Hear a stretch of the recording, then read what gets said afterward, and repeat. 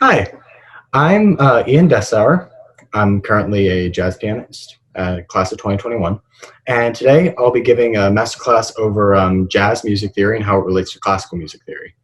Some of the stuff I'll be covering in this video is just kind of a very brief overview of some of the standard music theory, just for someone who may not be completely at the same level as someone in the classical department, classical piano department, or just the jazz department in general. And then from there we'll go into extensions, chord tones, how you relate those chord tones into different voicings. So major, dominant, minor, half diminish, altered.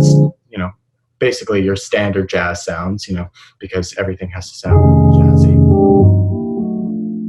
So we'll also kind of give a very good demonstration of chords and just some basic shapes, along with some rootless voicings, and we'll get to all of that in due time.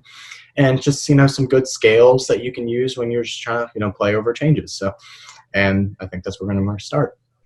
So real quick, we're going to do a quick overview of just some standard, music theory and just what chords are in general. And, for that, I'm going to go over to my keyboard view.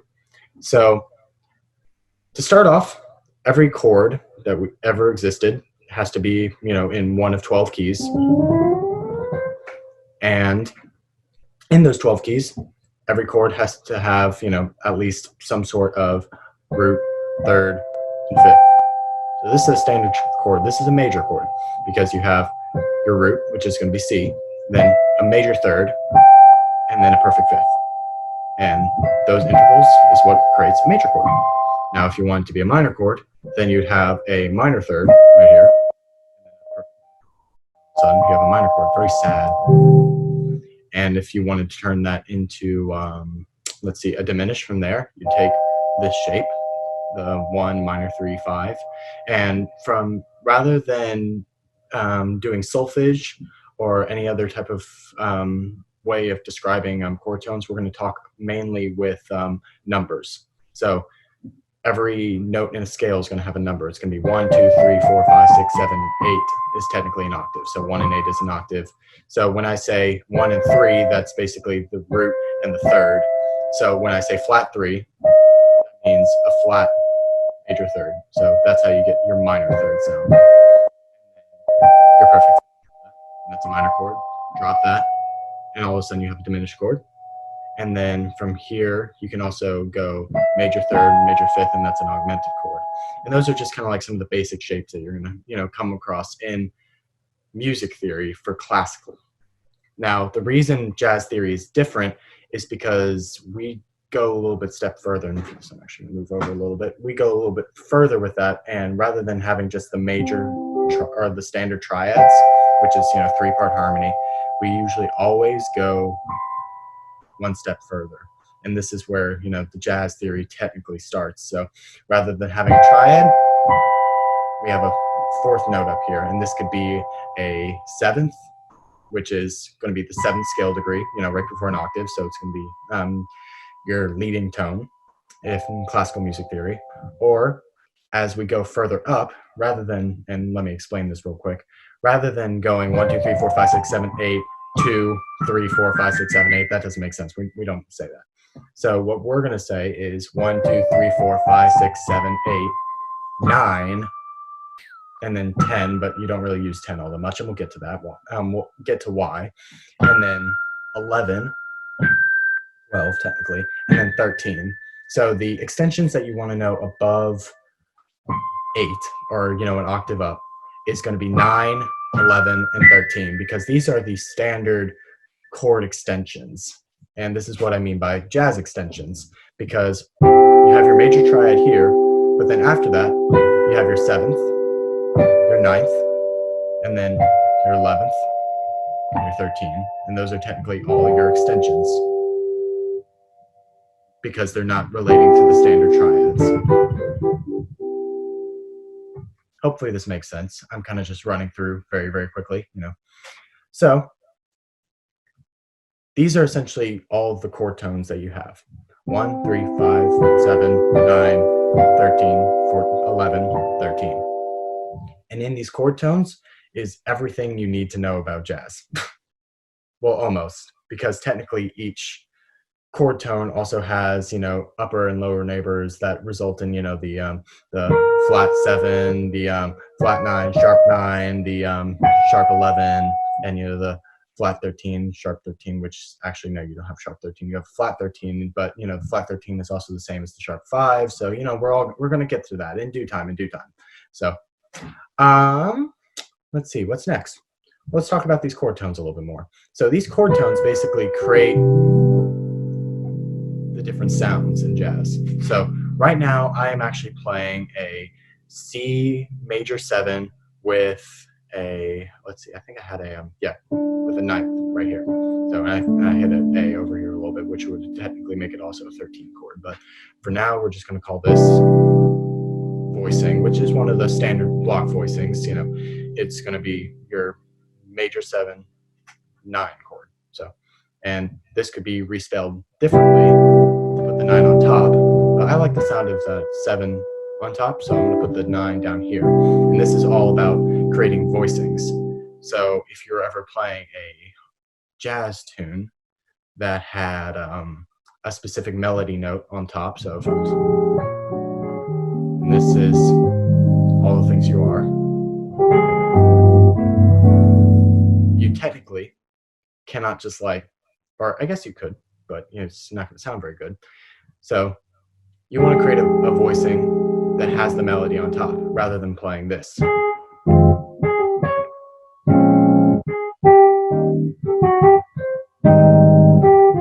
See how disconnected that sounds? You want it to kind of sound a little bit more like free flowing.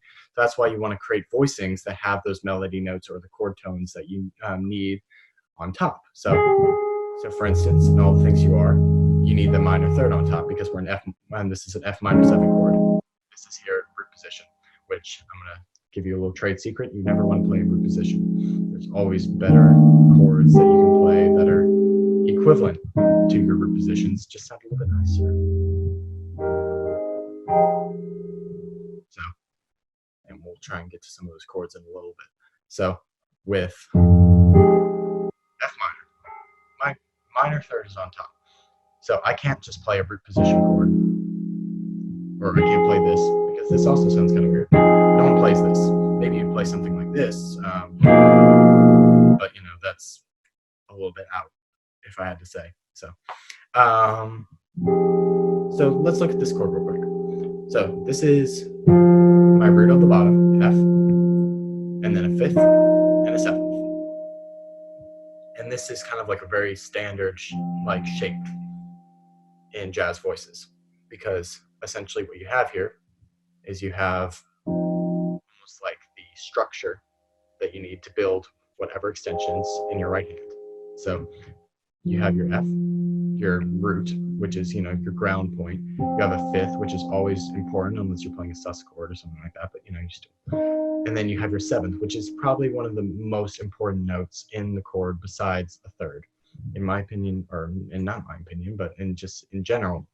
The notes that you want to have in your chord at all times is a 3rd and a 7th, because these essentially are the notes that tell the audience what your chord is. So if I tried to play a C major 7 chord without a 3rd or a 7th, it's going to sound like this,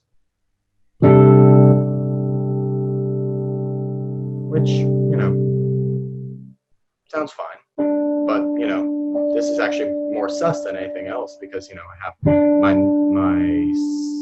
9 here and I have my 13 here, but this could be minor, this could be major, this could be let's see, this could be dominant. You see how it's ambiguous without, you know, a 3rd and a 7th. With a 3rd and 7th, you know what it is. You know what it is. You know what it is. So that's why you always need to have a 3rd and 7th in your chord. So, and while we're at it, we're going to, you know, backtrack a little bit, because we're going to just talk about some standard voicings that you can use at all times, essentially. They're not, you know, something that you would use every single time, because that's not what it's necessarily for. However, they are going to help you in designing, you know, and just getting kind of a basic understanding of jazz chords. So remember how I was talking about the root, the fifth and the seventh a minute ago? That's the entirety of the shape that you're going to have down below. Let me move up a little bit. So root, fifth, seventh. Now, depending on the quality of the chord, and by quality I mean whether or not it's major, if it's minor, if it's dominant, if it's diminished, anything like that, the chord is going to change accordingly. So no pun intended. So now on top, I'm going to have 3 and 7. So that's the sound of the chord. Now this can change depending on the quality, as I said earlier. So this can be dropped down. Your sevenths can drop to become a dominant chord. And then your third here, your thumb in your right hand, can drop. And now it's a minor chord, minor 7. And then from here, your 5, your fifth, could drop down to become a half diminished. And then you could go one step further and drop your 7th down again, double flat, to create a diminished chord. And this shape can be played with any of those chords, anywhere on the keyboard. So what I just did there was I played F major 7, root, 5th, 7th, 3rd, 7th, and then B flat major 7. They're all the same shapes because you still have your root, you still have your 5th, you still have your 7th, and then 3 and 7 in your right hand. And then the only thing I did different here was I played this chord right here, and you can't quite see the C flat, so let me bring it up a little bit. So I have, once again, my root, my 5th, and my 7th. However, this time the 7th is a flat 7 because it's a dominant chord. 3rd, flat 7. So that's an E flat dominant 7. And you can take this shape, which I think I can write out for you real quick if I grab myself a piece of paper.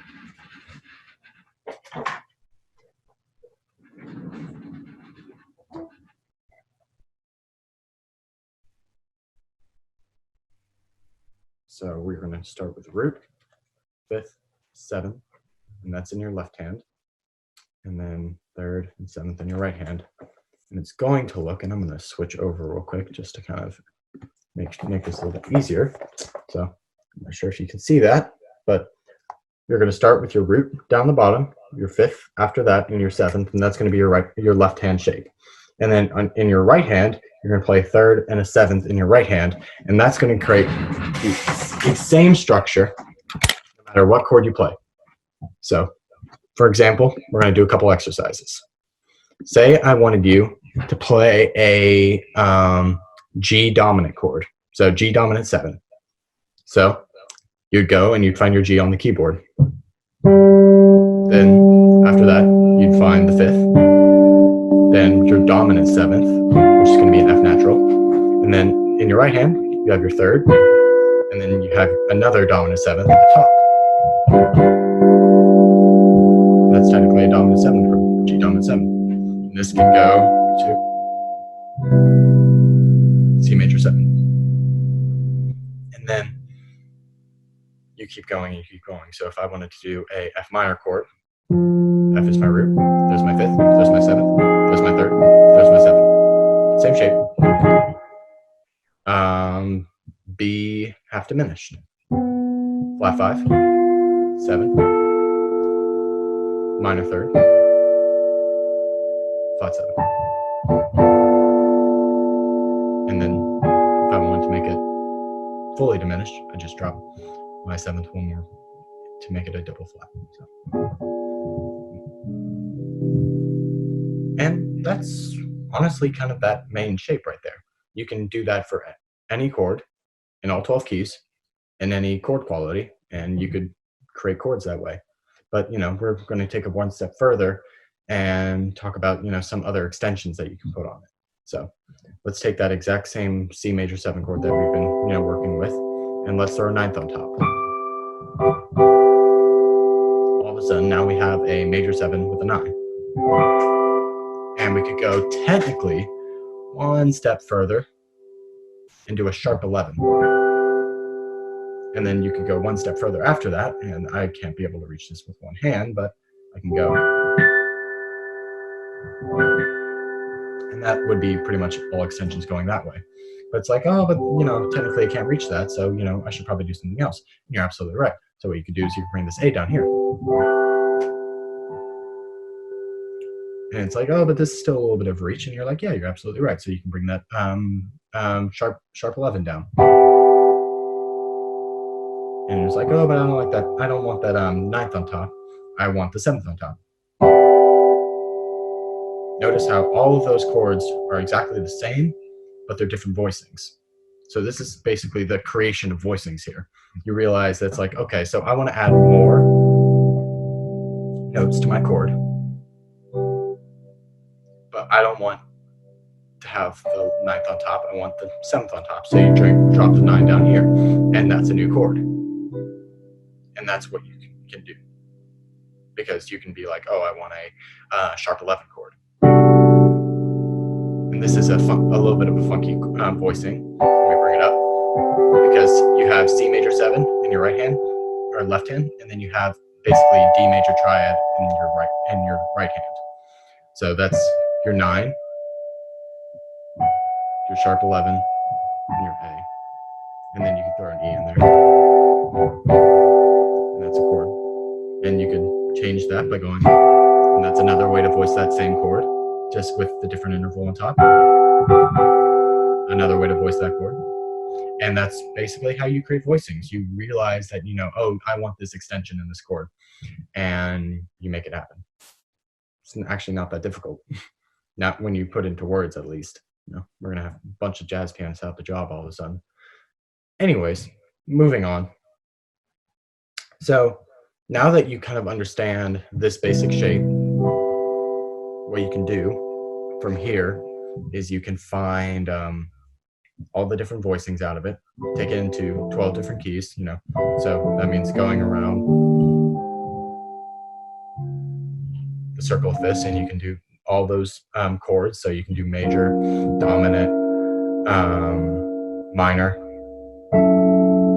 half diminished, and you can do that for all 12 keys. And that's a really great way to start. That's basically putting you at, let's see, if you have major chords, dominant chords, minor sevenths, half diminished, and fully diminished, and maybe even a minor major, that's 6 chords times 12. You have 60 chords in your catalog, and they're all the exact same shape.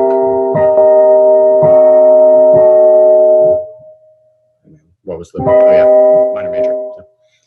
So that's 60 chords, all right there. And then you add an extension, and then you do the exact same process again. And that's another 60 plus chords. I think my camera just went out. There we go, much better. Okay. Well, actually, I think my camera just went out, so I won't be showing you very many voicings anymore. So, let's see. So, but that's basically the first thing that you can do in terms of just starting to develop jazz voicings, is you take all these extensions, you take your 9, you take your 11, or your sharp 11, and your 13, and you can combine them in different ways to that original structure I showed you. And that's just like building a catalog of chords.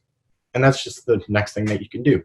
That's how you can learn, you know, have like hundreds of chords just in your catalog, just ready to pull out. And that's kind of just the basic idea, at least for comping wise, because that's not the same for when you play solo piano or when you're trying to solo. Because when you're trying to solo, then you have to take into account that you have to have one hand, most likely your right hand. No, pretty much always your right hand. You have to have your right hand actually playing notes.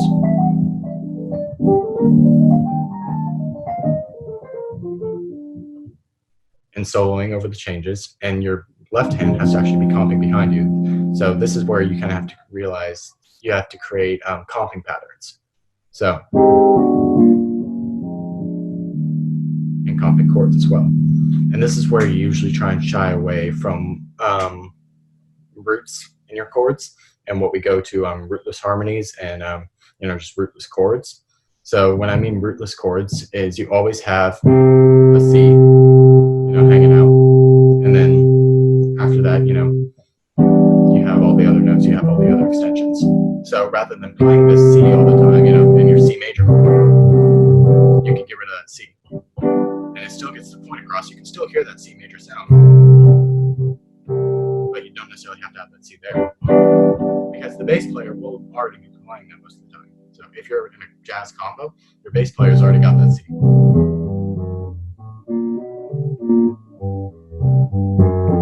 So you don't really have to worry about it. And that's why playing these rootless voicings is a lot better, because you're not trying to double over on the bass, and you're just hanging out here. So, and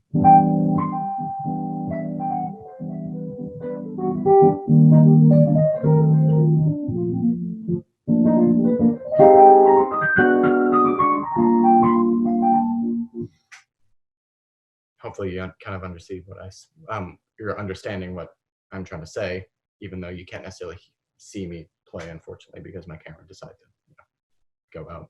So alas, c'est la vie. So so just kind of another thing just to keep in mind with rootless voicings is just you can take the same shapes that you made in your right hand with the two hand comping voicings that I showed you, and you can condense it down into one hand, and that's basically that's just a standard block voicing. It's like, okay, but now I don't want to play the root, so what do I substitute it with? Well, you bring in a ninth down there, or you can bring it up there, which is my personal favorite, and you'll notice that this is actually technically a root, the block voicing for E minor. But you still hear the sound of C major.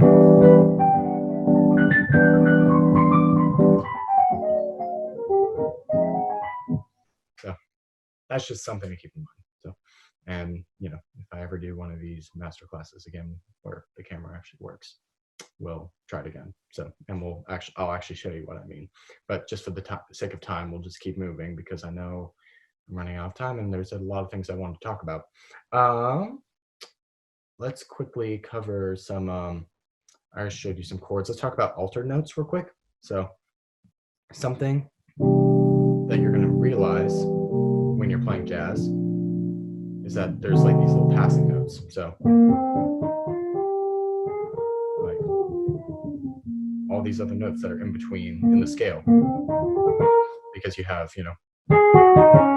like all those notes, kind of like the butter notes, so to speak, like very creamy, just kind of like add to the interesting sounds that are happening. Like that's how you create something like that, or this. That's where you get those sounds from, through altered notes. So when I say altered, I basically mean like taking a note from this scale and then raising it or lowering it. So let's focus on the 9 right here. Let's go ahead and make this a dominant chord. So let's just say that I just don't want this not to be a natural 9. I want this to be a little bit funkier, give it a little bit more spice, so to speak. So I'm going to drop it, perhaps. And now I have what you call a flat 9. So this is a C7 with a flat 9. And see how it resolves. So, or the other option is I can go up. But this kind of sounds a little funky, so I want to move something else. So I'm going to move this G that I have in this right hand here. I'm going to move this up. I'm going to raise it to a sharp 5. And now you have a standard altered chord.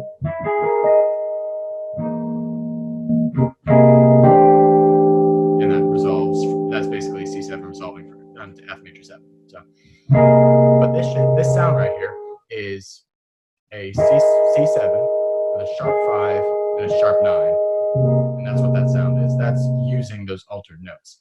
So in summary, you have a flat 9 and you have a sharp 9. You You have a sharp 5 and a flat 5. You have a sharp 11, technically. We covered that earlier. See, you also have, no, I think that's it.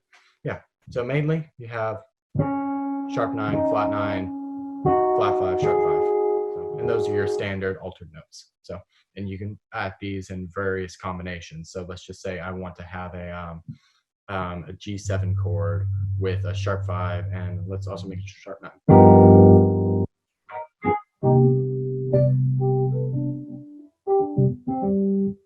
That's that sound that's using the G, F. So this is your root down here. This is your 7. This is your 3rd. This note right here. This doesn't fit. This should sound like that. The fact that it's raised like that means that's an altered note. It's a sharp 5. And then I have another root here, which is fine. It just kind of completes the space a little bit. It creates this E flat triad up here, actually. So which can go, and we'll get to that in a sec. But I'm going to add a E flat up here. And that's going to be my sharp 5.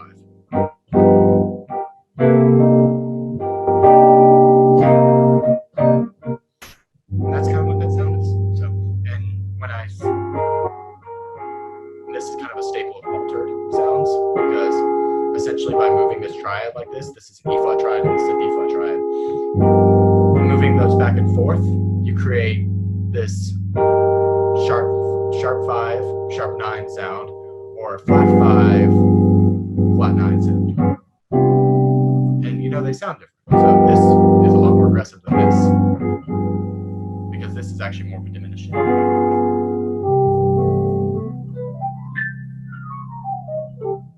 So, and all of this actually stems back from the altered scales, which are essentially they're octatonic scales. So, and you'll notice if you like play whole half, half whole, and that's actually diminished. I'm sorry, excuse me. You realize when you're playing diminished scales, you actually have a dominant triad in there, which goes to show that you can actually play this type of diminished sounds on dominant chords, like basically as 5s to 1s. So.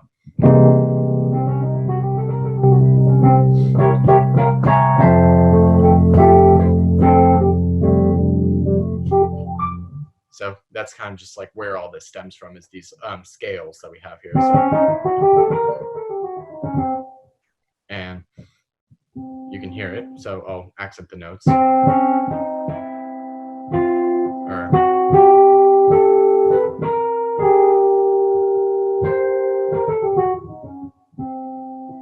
you can hear the dominant 7th chord within the altered scale.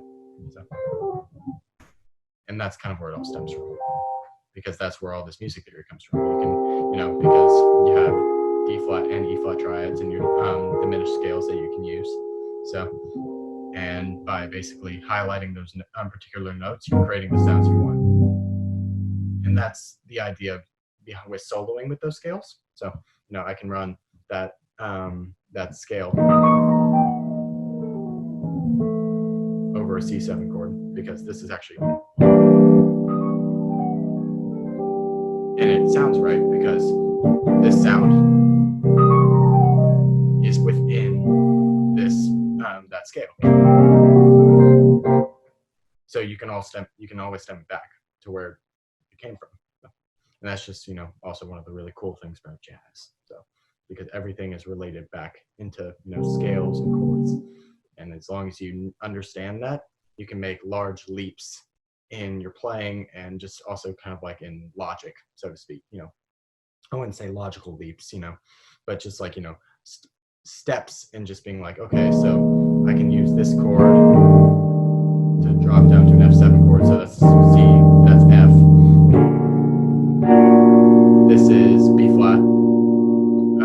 It's a dominant with a sharp 9 and a sharp 5. This is some very sussy sounds, which sus chords are essentially where it's like you have a you put more accent on the 4th. So in this particular chord, let's actually drop it to C, because that's kind of the key that we've been in.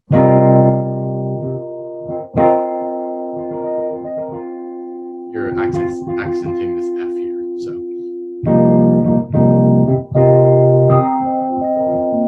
and that's kind of how you get that sound. That's a very modern, very Glasper, Herbie Hancock. They use a lot of that type of sound. So I think we're basically out of time. If you have any questions, well, you can always contact me. My normal email is iddessauer@yahoo.com. Dessauer spelled Dessauer. School email S1593516 at Houston ISD, blah, blah, blah. So I'll definitely be glad to answer any questions, do lessons, I promise I'll actually make more sense than what I've done in this video, because I'm just trying to, throw out as much as I can, just tell people as much as possible about my art area in the 30 minutes that I've had. I mean, I've probably gone a little bit over at this point, but if anyone has any questions, I mean, you probably won't, but I'll be more than happy to answer them and, just kind of explore further this, feeling of jazz. If you need any references or any things that you want to listen to, I'm a good person with that kind of audiophile, but yeah, thank you for coming to my masterclass, and I guess take care. So.